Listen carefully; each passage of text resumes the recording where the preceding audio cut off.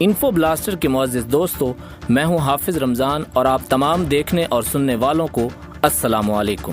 صدیوں سے تجسس کے دھندلکے میں لپٹی قدیم روایات اور نیل کے کنارے اسرار و رموز کا حامل مصر، جس کا موجودہ نام عرب جمہوریہ مصر ہے اور دارالخلافہ قاہرہ ہے۔ قدیم تہذیبوں کی سرزمین مصر جغرافیائی لحاظ سے بہت اہمیت کا حامل ہے۔ آپ کی معلومات میں اضافے سے قبل ہم نئے آنے والے دوستوں سے گزارش کرتے ہیں کہ وہ ہمارے چینل کو سبسکرائب کرتے ہوئے ساتھ موجود گھنٹی کے بٹن کو بھی دبا دیں۔ ناظرین گرامی، مصر دنیا کا واحد ملک ہے جس کا شمار 2 بر اعظموں افریقہ اور ایشیا میں ہوتا ہے۔ مصر کی تاریخ اور وجود کے متعلق ماہرین کی مختلف آراء ہیں، لیکن یہ بات قیاس سے خالی نہیں کہ مصر 5000 سال سے زیادہ قدیم ہے۔ جغرافیائی خد و خال کا جائزہ لیں تو معلوم ہوگا کہ مصر کا بیشتر حصہ صحرا پر مشتمل ہے، لیکن دریائے نیل کی زرخیزی کے سبب مصر کو دنیا کا سب سے قدیم زرعی ملک کہنا غلط نہ ہوگا۔ 4000 سال قبل مسیح میں مصر معاشی لحاظ سے استحکام حاصل کر چکا تھا۔ مینس، جو کہ ایک جنگجو بادشاہ تھا، نے تقریباً 3500 سال قبل مسیح میں مصر کے بالائی اور دوسرے علاقوں کو فتح کر کے ایک ریاست کی بنیاد رکھی۔ اسی نسبت سے مینس مصر کا پہلا فرعون بھی کہلاتا ہے۔ اس کے بعد آنے والے مصر کے بادشاہوں کو بالترتیب فرعون اول، دوئم، سوئم اور چہارم بھی کہا جاتا ہے۔ مینس کے بعد آنے والے مصر کے بادشاہوں میں قابل ذکر نام خوفو کا ہے۔ خوفو کے دور حکومت کے بارے میں بھی ماہرین کی متضاد آراء ہیں، لیکن زیادہ قیاس ہے کہ اس کا دور حکومت 2613 قبل مسیح سے لے کر 2778 قبل مسیح تک تھا۔ خوفو مصر کا وہ پہلا بادشاہ تھا جس نے باقاعدہ طور پر عظیم تعمیرات کا سلسلہ شروع کیا۔ خوفو نے اس دور میں مصر کا سب سے عظیم و شان اہرام تعمیر کروا کر اس کو باقاعدہ شاہی محل کا درجہ دے دیا۔ آج کا انسان اس لیے بھی ورطہ حیرت کا شکار ہے کہ اس دور میں جب سائنس اور ایجادات کا دور دور تک کوئی شیبہ نہیں تھا، اس قدر بلند و بالا اہرام اور تعمیرات کا تصور ہی ناممکن تھا۔ لیکن یہ وہ زندہ حقیقت ہے جو آج بھی اپنے اندر بے شمار راز سموئے ہوئے ہے۔ فرعون کے مرنے کے بعد اس کی لاش کو مسالہ جات لگا کر حنوط کر دیا جاتا تھا، پھر اس کو سوتی پٹیوں میں لپیٹ کر ایک تابوت میں رکھ کر احرام کے اندر رکھ دیا جاتا تھا۔ مرنے والے بادشاہ کے ساتھ اس کی آرائش و زیبائش کا سامان، قیمتی لال و جواہر اور ایسی انواع کی دوسری چیزیں بھی رکھی جاتی تھیں۔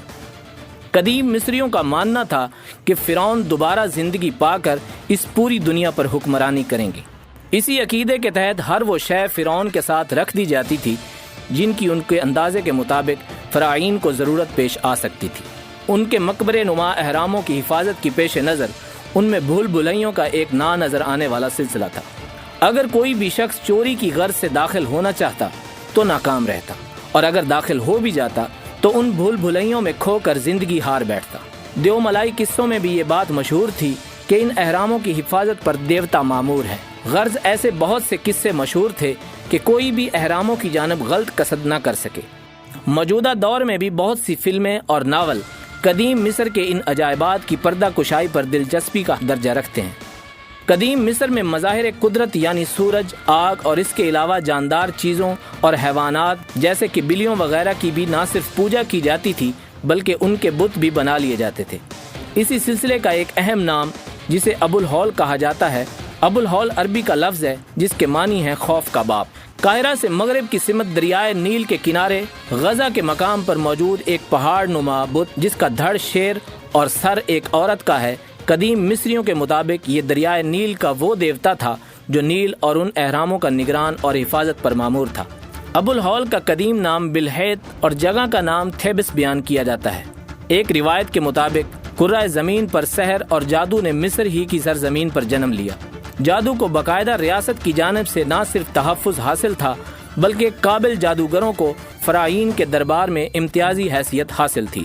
سامری جادوگر کے قصے تو آپ نے سن یا پڑھ رکھے ہوں گے، اس کا تعلق قدیم مصر سے ہی بیان کیا جاتا ہے۔ مصر کے جادوگروں اور حضرت موسیٰ علیہ السلام کے درمیان واقعے کا ذکر قرآن مجید میں بھی موجود ہے، جس میں فرعون کے جادوگروں کی فوج نے حضرت موسیٰ علیہ السلام پر اپنے جادو آزمانے کی کوشش کی اور جادو کے سانپ حضرت کلیم اللہ پر حملہ آور ہوئے، اور اللہ تعالیٰ کے حکم سے جب حضرت موسیٰ علیہ السلام نے اپنا عصا زمین پر رکھا تو وہ ایک اژدہا بن کر سب جادو کے سانپوں کو نگل گیا اور اپنے زمانے کا آخری فرعون حضرت موسیٰ علیہ السلام کے ہی زمانے میں دریائے نیل کی تہ میں غرق ہو گیا، جس کی لاش بغیر حنوط کیے بھی محفوظ ہے اور قاہرہ کے میوزیم میں موجود آنے والے دور تک کے انسانوں کے لیے عبرت کا نشان ہے۔ فراعین کے بعد مصر رومی اور یونانیوں کی زیر حکومت بھی رہا۔ تاریخ کے ایک مشہور کردار کلیوپاترا کا تعلق بھی مصر سے ہے، جس نے عظیم یونانی فاتح جولیا سیزر سے شادی کی۔ اس موضوع پر ایک یادگار فلم ہالی ووڈ نے بھی بنائی ہے، جس میں کلیوپاترا کا مرکزی کردار الزبتھ ٹیلر نے ادا کیا ہے۔ کلیوپاترا کے حسن کی مثالیں آج تک قائم ہیں۔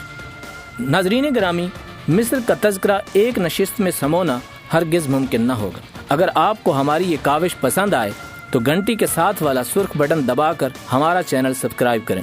ہماری حوصلہ افزائی کے لیے اس ویڈیو کو لائک کریں اور اپنی قیمتی آراء سے ہمیں کامنٹ باکس میں ضرور آگاہ کریں۔ ہماری اگلی ویڈیو آنے تک اپنا اور اپنے پیاروں کا ڈھیر سارا خیال رکھیں۔ اللہ نگہبان۔